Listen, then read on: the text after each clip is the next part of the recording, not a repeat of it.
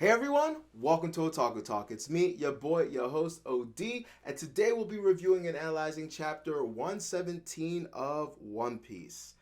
Now, if this is your first time on my channel or you've been here before but haven't done so already, would greatly appreciate it if you could like, share, and subscribe. Would mean the absolute world to me. Anyway, without much further ado, let's get into this review. 頑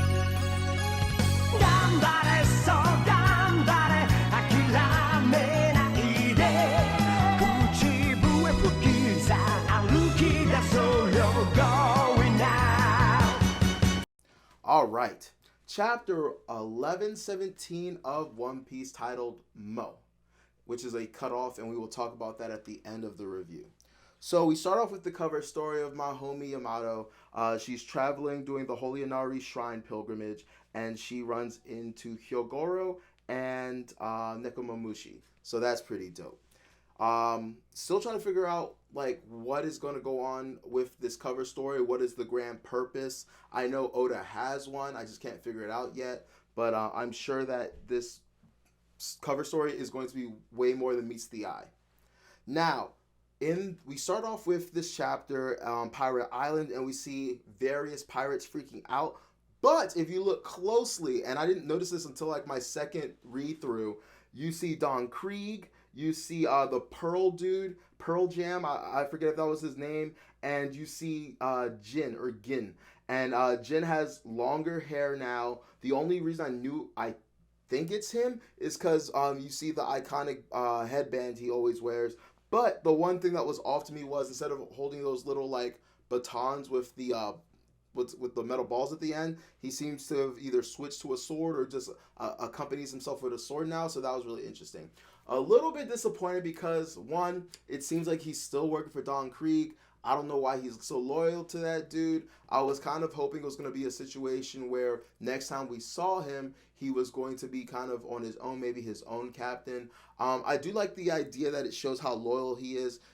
Through and through, in that original arc where we met him, the Baratier, he was loyal to Don Krieg, and so this is just kind of an extension of that loyalty. So I guess in a way it does make sense, but I always like Yin, and I always thought like, he could do better, right? But I digress. Also, I was sad because, he tells our crew that we're going to meet again, and so we've always been kind of waiting for him. I remember, hopefully no one has revisionist history, that everyone for the longest time thought Who's Who was Jin for some reason. No good reason, but they thought it. So everyone's freaking out about how there's treasure all the way deep in the sea, and there's no way they're going to be able to get it. There's too many sea monsters. They talk about maybe we can befriend the mer people, which I think is hilarious because in a world that's always been racist towards them, now it's like, oh, you guys need us? Oh, we can help you? So I thought that was funny. It reminds me of like my reviews a couple chapters ago where I was like, back then they didn't want me, now I'm hot, they all on me. The fishmen are about to be, royal, like just, it's a great time to be a fishman. Like they're coming up in the world. Like, oh, the world's gonna flood? Oh, that sucks. Oh, the One Piece or like, oh, I'm sorry, there's an ancient civilization underwater. Wonder who can get to that. Now, once again, I don't think, just because they are fishermen, just because they can, breathe underwater and stuff like that, I still don't think that they can quite get to the depths that they would need to get to this ancient civilization. I still think there is going to be the issues of not only other sea monsters, but pressure, right? We also go to the Marine General Hospital and we see Prince, what's her name? Hibari? Is it Hibari? Kobe. I forget the one chick's name, but she's the granddaughter, I think, of Suru. Suru, the hangwash vice admiral that came up with Garp and Sengoku, and we see Helmeppo.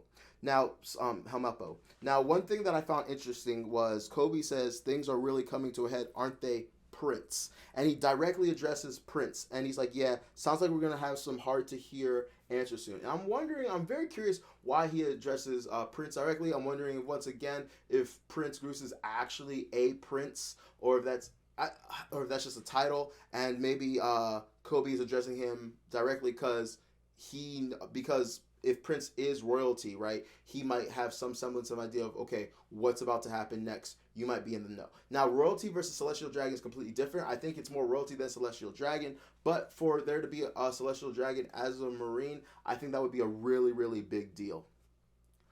We also see X Drake, which I think is crazy. A lot of people are making fun of him. They're saying months have passed. Have months passed? Actually, yeah, it has, because wasn't there? No, it was, I don't think it's been months. Cause what, we had a week. We had a week after Kaido got defeated, right? And then we got to Egghead, and then what? There was like another week or so where there was the blockade, right? So like I'm thinking not quite a month, but at least 2 to 3 weeks have passed. Three minimum, in my opinion, if you include travel time and other things. And I'm just like, this dude is still wounded and bandaged up from the battle in Onigashima. That's crazy. This dude's an ancient Zoan, which we were all led to believe have really advanced, really heightened recovery powers. So either that's just a misconception and only an assortment of ancient Zoans have that, and the Allosaurus, for whatever reason, doesn't get that benefit, or it's just a testament to how heavily injured and wounded X Drake was, maybe how close to death he was, and that's actually what Oda's trying to showcase with him being injured. That's crazy, though. We finally get to see Smoker again after so long. I know a bunch of people have missed him. I know a bunch of people are going to be excited that he's back in the picture. He's talking to Tashigi, and I can't tell if it's Tashigi saying she's at the hospital or he's saying to the hospital, but it sounds like yeah, I can't tell, but I think Tashigi's the one telling him that he's at that she's at the general hospital.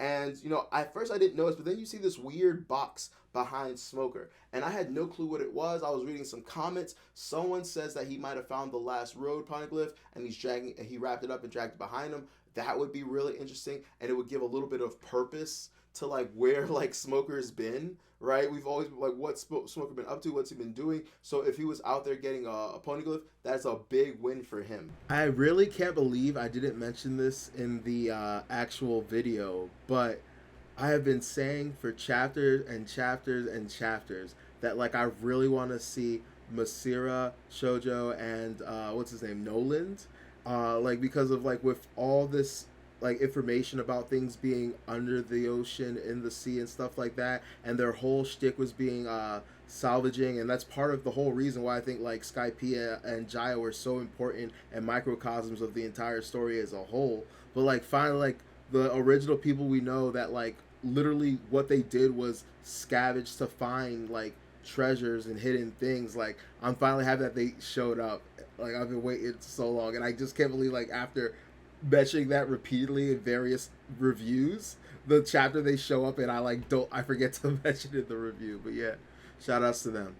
Vegapunk talks about being really vague and people don't care. They're like, what did Roger leave behind? Can you just get to the good stuff? Really, like Vegapunk right now is just using this moment to have all these people that are his captive audience in perpetual suspense and just blue balling them with this information, right? And if I'm Vegapunk also, I'm not going slow with this. I'm giving the story, but I'm trying to hit the spark points like as quickly as possible, because who knows how long this broadcast is going to last.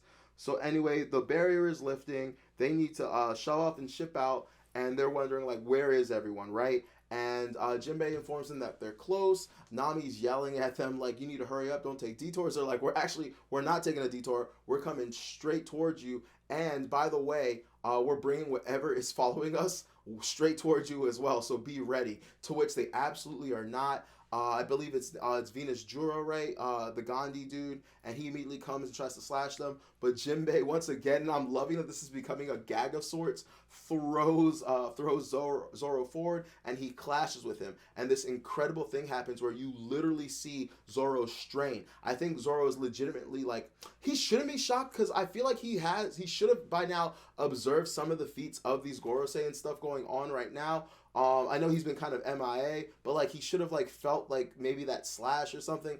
I don't know, but when he clashes with him, he realizes immediately, oh shit, this dude is legit. And as soon as they clash, they also like can tell that they're both using Katetsu swords. Maybe the souls of their swords spoke to each other, recognized each other from that clash. There's a massive Conqueror's Haki a mission, and Zoro is blown away, and immediately he's like, yo, we need to fucking go. And honestly, I hate this scene for him because it's going to make him look so fucking bad, especially amongst the, the Zoro haters and the Sanji fans. But I think it's less that like Zoro is like shook or scared, and more that Zoro recognizes like, oh fuck, this dude is so powerful, it's going to take everything for me to fight him right now, and we do not have that kind of time. Our goal is not to fight, it was to stall. Stalling is over, now it is to flee, and we are not trying to get in a fight right now. So, before anyone comes in with the fucking blasphemy that I know is fucking coming, Zoro is not shook, he is not scared, he is being fucking smart, and he is deciding it is now time to go.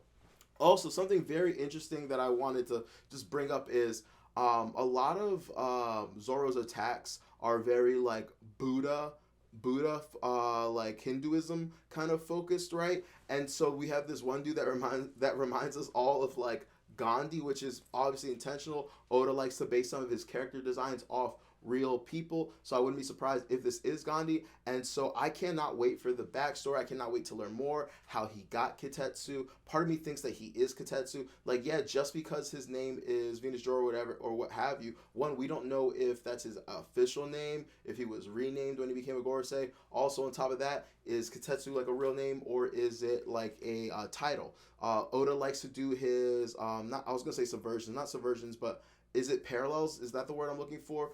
His callbacks and stuff. And we saw with Tengoyama was actually a Kazuki clan member, right? And so what if it's a similar thing like this where, Kitetsu is like the old whatever name, but this is the person, and the reason he has the best sword, the first one, the supreme great sword, is because maybe he is the actual, blacksmith, the swordsmith that crafted the Kitetsu line in the first place. That would be fucking nutty. But at worst case scenario, he either beat whoever had it before or knew them because they're probably old enough to have existed back then. But yeah, like I said, I think it's intentional that, he's kind of, Gandhi coded. Zoro's using Hinduism type names and divas and stuff like that, and so I really am excited for their clash. I do enjoy Mr. Morge has a theory that there's going to be kind of a subversion of expectations, and Sanji will fight Venus Joro, and Zoro will fight who Sanji was supposed to fight. That would be really cool too, but I really would like some kind of squabble between Zoro and Venus Joro, if not a full fight. I would be okay either way. Anyway, now that all the Straw Hats are pretty much together, Luffy's on his way, it's time to ship up and ship out, right? And the Giants are getting ready, but the Marines are showing that they're not anything to sleep on. The Vice Admirals are finally showing why exactly they're Vice Admirals. Once again, Vice Admiral stock is really like volatile because in my opinion, I think it is the biggest gap in any of the ranks, from the bottom of that rank to the top. I think literally anyone that is not strong enough to be an admiral, but is stronger than, what is it, like a captain? I forget what the like last one, Commodore or whatever the last one before a Rear Admiral or whatever is wedged in, is slotted in right there. So you have some really bottom of the barrel Vice Admirals that are like easy to dispatch of, like we saw earlier, but now you're going to see some more high tier ones like this Bluegrass, like Doll, right? And it's really cool because we see more about Doll coming up right now. So Bluegrass uses the sea monster cyborg beast that she's riding to blast a hole in the hull of one of the Giants' boats. So they can no longer use that one, which is honestly smart. The idea here shouldn't be to like try to fight the Giants. It should be to incapacitate them completely. And what better way than to destroy their ships? So while they're all freaking out about Bluegrass destroying the ships, Doll's like, yeah, she fucked up your ships and I'm about to fuck y'all up. And she uses some move called like Rock and Roll Blaster. So like, Doll stocks are skyrocketing. People already liked her. People already fucked with her aesthetic. And now that she's a strong female character in this series, I can only help but imagine how popular she's going to be after this chapter, after that feat of strength, right? And so once seeing these feats from the Vice Admirals, it kind of bolsters the rest of the Marines. They're like, so what if they're Giants? We're the Marines. Let's go get them. Now, Luffy is super happy because he was fighting the boar one, the one that Tekken likes to call Gorbachev, and now it's no longer following him, and that's because York has let the Gorosei know that the Iron Giant is probably hiding or protecting the transmitter Denden Mushi that is broadcasting and transmitting the message. So they all decide, fuck Luffy. That is not the priority right now. We have to do as much damage control and stop as much information as possible from getting out. And that requires us to just fucking cut our losses, go find this giant and stop him. And speaking of finding this giant and stopping him, we find out that this is the same giant that climbed the walls of Mary Joie 200 years ago and wreaked chaos. So I cannot wait to hear more about that. The when, why, or where. What's it called? Is it programmed? Is it sentient? Is it is it running on just like a lingering will? Like, there's so much information that I need to have right now. Once again, I keep saying this and I get so nervous that, because I don't want people to think that like, oh, he doesn't read, he doesn't understand. Like, I love this series, I get it, but like a lot of things have been small exposition, little. This has been a really good chapter in what it's giving us, little slights, but it is still a build-up chapter. It's still a nothing is really happening chapter, but you can feel in your heart of hearts that crescendo like building for like Oda definitely is going to drop the hammer soon, and I cannot wait for it, right? So anyway, we get this fire fucking panel, which honestly I want to use as the thumbnail for this, but I'm a little bit torn if it is going to be a spoiler. But honestly, I might just say fuck it and use it. I apologize. It's just so cool because you have the Iron Giant having a they're right behind me moment, aren't they? And he's just like this, and you see the fucking 5 Gorosei looking intimidating as all hell right behind him. And I just thought it was fucking hilarious. Fucking hilarious. Anyway, we see more reactions from people in different towns. And then we get to the very end of the speech from Vegapunk, and he is talking about those who carry the letter D in their name. He proceeds to say all of their names, and then he says that they all have Mo. And that's where the transmission gets cut off. Now, is this the complete end of the transmission? I have no clue. I really hope it's not, because it was really nice for the inhabitants of the One Piece world to get more information and find out what's happening, get caught up. But this has been chapter after chapter after chapter of more or less things we knew. Like, we only really learned about the flood, but we kind of had our clues and hints. We didn't really know about the ancient civilization, but for a lot of us, we did have our clues and hints. And this is just Oda kind of clarifying everything and just putting everyone on the same page. But I really hope, like, we still never really learned about devil fruits the way I wanted. Like, yeah, we know that they're people's desires, but like, okay, how exactly do they manifest? How exactly do they work? What is their method of action? How did they come into being? Do they actually come from a tree? Do they spawn? We're still not getting the pertinent and relevant answers to the questions that like a lot of us have been craving and wanting and thinking that we are going to get in this arc. And so, like, I'm praying to God that the transmission is not over, but I can only assume so because we see the panel with the Iron Giant getting just, like, flung, like, and we know this Iron Giant was honestly super durable. Like, the Marines and stuff weren't able to put a scratch on it, and now that it has to confront these Gorosei, it is getting absolutely manhandled. And I'm wondering if it's a situation where it got cut off because it's being manhandled and it can restart up again once it catches its wind and gets away, or during this fight or whatever, they damaged, destroyed whatever is transmitting it, and that's as far as the messages as maybe the world will get, but maybe one of the Vegapunks there, one of the satellites will actually convey to us the rest of Vegapunk's message, unless they didn't know about it. But that is the extent of that. That is all the information we get. He ends with, among you there is Mo. And that's all we get. And I really love fan translations because unlike the officials, they don't like to add any like relevant like clues or hints. But TCB Scans was kind enough to say the Japanese he uses gets cut off. And he says, Mo, this could be the start of an unknown word, or it could be the particle for also. So honestly, at this point, we don't know. I was making a joke. I was like, they all have moxie, spunk. Who the hell knows? My mind immediately went to like Momonosuke.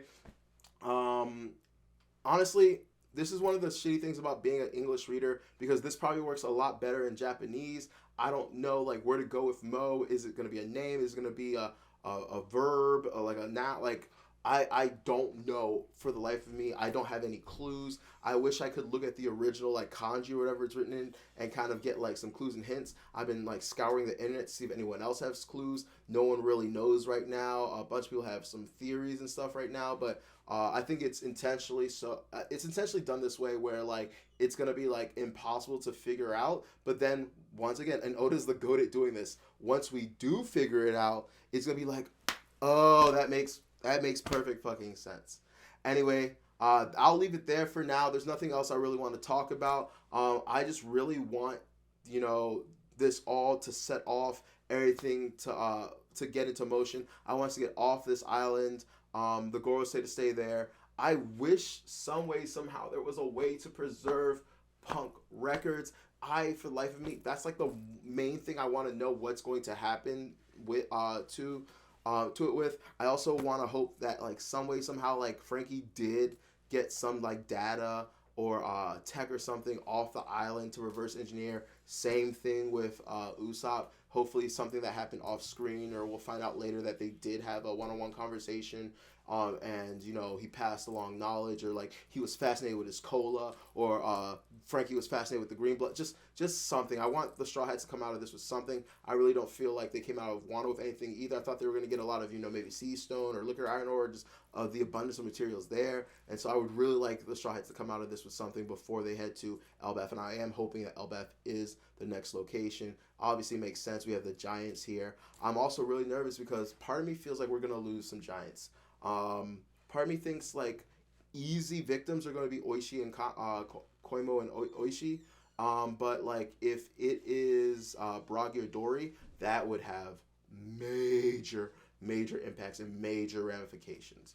And yeah, I can't wait to meet Loki and see if maybe he's also one half of, you know, the ancient weapons, as it seems like there's a operator and the weapon or whatever.